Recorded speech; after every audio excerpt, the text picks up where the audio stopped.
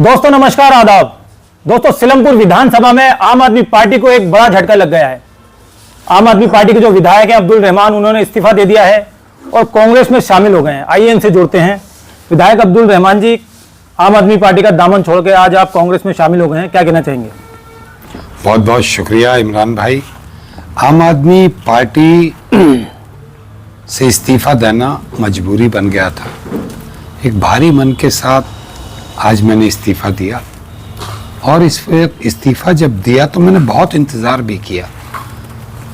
बहुत टाइम से, जब से विधायक बने, एक अंदर ही अंदर तकलीफ सी, चाहे वो शाहीन बाग खाली कराने को लेके हो, दिल्ली दंगे को लेके हो, मौलाना साद साहब को लेके हो, मरकज़ को लेकर के हो, चलता आ रहा था।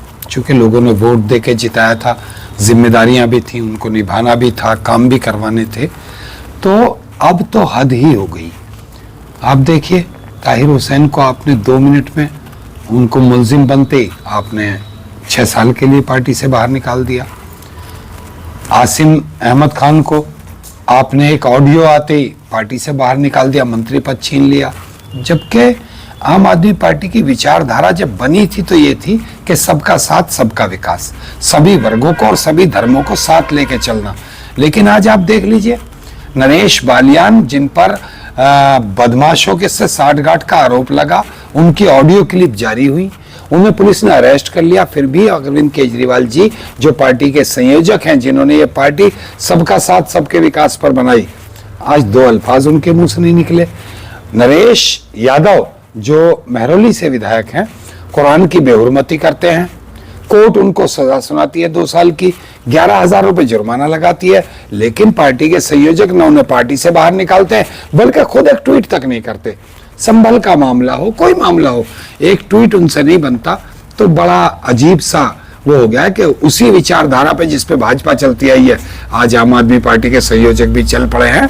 और मुसलमान के लिए तो पहले से भी कहते हैं कि मुसलमान हमें डर में वोट देता है, भाजपा के हमें कभी वोट नहीं करता।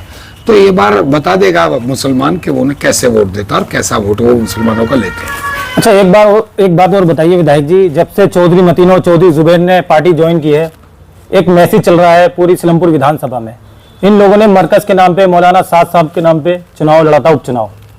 और दिल्ली दंगों में भी केजरीवाल को मास्टरमाइंड बताया गया था और आरएसएस का छोटा रिचार्ज भी बताया गया था। आज उसके गले मिल गए।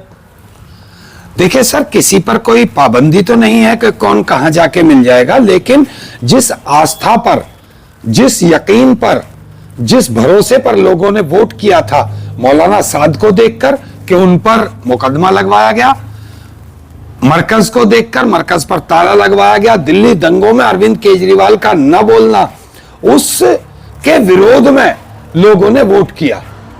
लोगों ने वोट किया, उनको 2 बार जिताया, सिर्फ विरोध में उन बातों के, और फिर आज उन्हीं के साथ बगलगीर आप हो गए।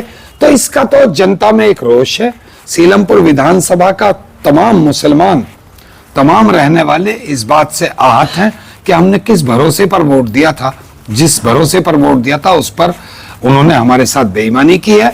हमारी पार्टी, उस पार्टी को छोड़कर वो उसी के साथ जाकर गले मिल गए। तो आने वाले वक्त में जनता उन्हें सबक सिखाएगी। अच्छा, पूरी दिल्ली में एक विरोध प्रदर्शन चल रहा है क्योंकि मौजूदा जो एमएलए थे, जो पार्टी के सिपाही थे, उनका टिकट काट दिया। संगठन जो है विधानसभाओं के, उन्होंने पूरा इस्तीफा दे दिया, पूरे संगठनों ने। इस बारे में क्या कहना चाहेंगे?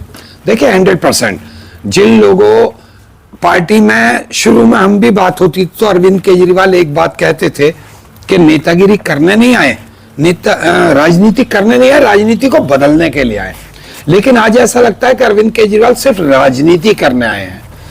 वो लीडर जो इस पार्टी को बनाने में कंधे से कंधा मिलाकर शामिल रहे, दिलीप पांडे जैसे लोग, ऋतुराज झा जैसे लोग इस पार्टी को बनाने में शामिल रहे हैं, उनके टिकट काट के आप एक साइड कर रहे हो। और जिनकी जमानतें उन लोगों ने जब्त कराई हैं, उनको पार्टी में शामिल करो, क्योंकि वो भाजपा से आ रहे हैं, वो कांग्रेस से आ रहे हैं, तो आप उनको शामिल करा। क्या साबित करना चाहते हैं? मैं उन्हें बताना चाहता हूं, सत्ता कभी किसी की नहीं होती, ये रुख बदलती है, बदलते रहते हैं। आपने देखा होगा जब 2013 का इलेक्शन हुआ, कांग्रेस की सरकार थी दिल्ली में, और मुसलसल 1998 से 2013 तक कांग्रेस की सरकार रही।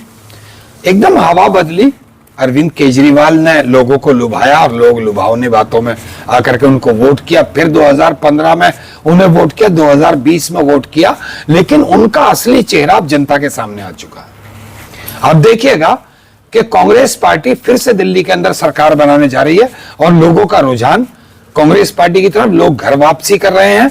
मेरी अमूमन लोगों से बात हुई है, 1 महीने से मैं लोगों के बीच में हूं और लोग जो है मतलब मेरे पास भी आ रहे हैं, मुझे भी बुला रहे हैं और एक ही बात कह रहे हैं कि हम ठगे गए आम आदमी पार्टी में जाकर के, हमें बिजली पानी की जरूरत नहीं है, बिजली पानी तो सब देंगे, कोई भी आएगा। आप कौन सा अनोखा देते हो, जहां भाजपा के विधायक है वहां बिजली पानी फ्री नहीं मिलता, आप रोक लोगे उनका?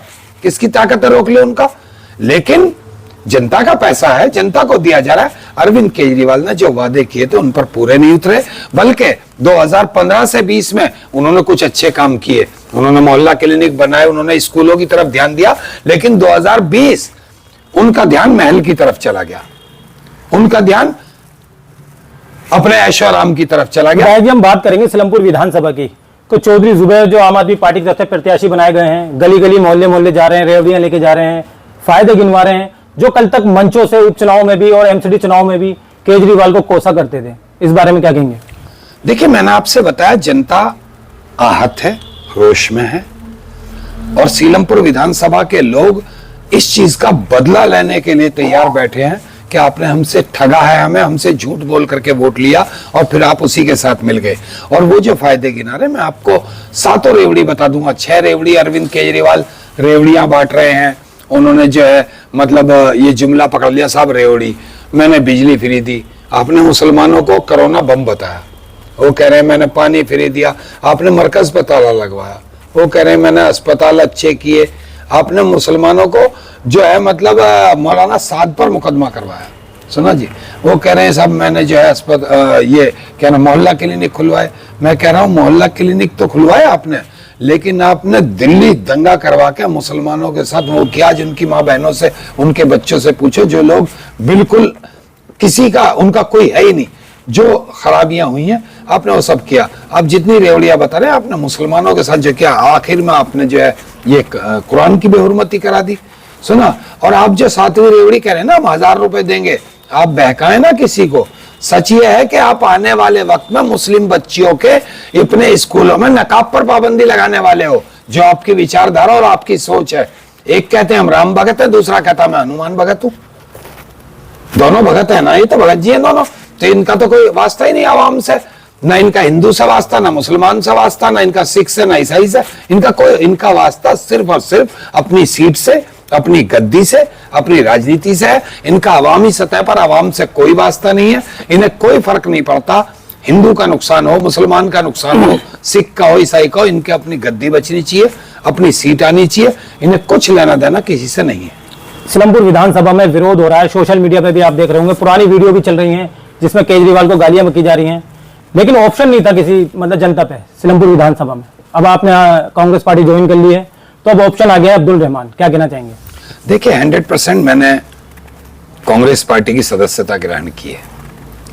कांग्रेस पार्टी जिसको भी उम्मीदवार बना करके सीलमपुर विधानसभा में भेजेगी, मेरा वादा है इंशाअल्लाह पूरी मेहनत और मशक्कत के साथ इलेक्शन लड़ाया जाएगा और उस कैंडिडेट को जिता करके असेंबली पहुंचाया जाएगा, ये मेरा वादा है। अल्लाह ने चाहा तो यहां से कांग्रेस का कैंडिडेट बहुत अच्छे वोटों से जीतने वाला है और असेंबली में पहुंचेगा। और मैं एक बात और बता दूं, जिस तरह से आम आदमी पार्टी एकदम से ऊपर आई थी और कांग्रेस डाउन गई थी, उसी तरह से कांग्रेस की सरकार बनने जा रही है दिल्ली के अंदर और आम आदमी पार्टी शायद विपक्ष में भी ना बैठ पाए।